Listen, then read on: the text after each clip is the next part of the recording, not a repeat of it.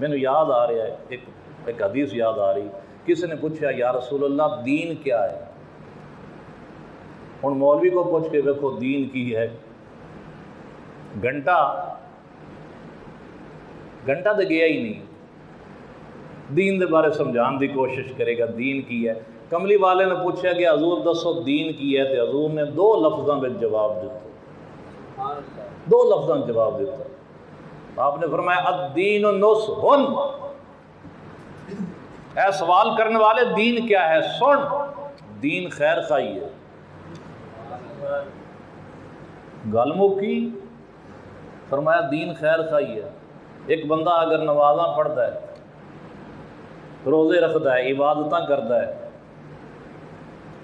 حجاں بھی کرتا ہے، جہاد بھی کرتا ہے، قرآن حکیم دی تلاوت بھی کرتا ہے، سارا کچھ کرتا ہے، لیکن اس دے دل دے اندر اگر مسلماناں دے لئی، بلکہ عام انساناں لئی، بلکہ جانوراں دے لئی اگر خیر خواہی نہیں تو سمجھو ویلا ہے۔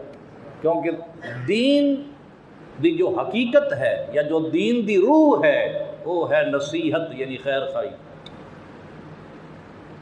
نصیحت دا معنی خیر خواہی۔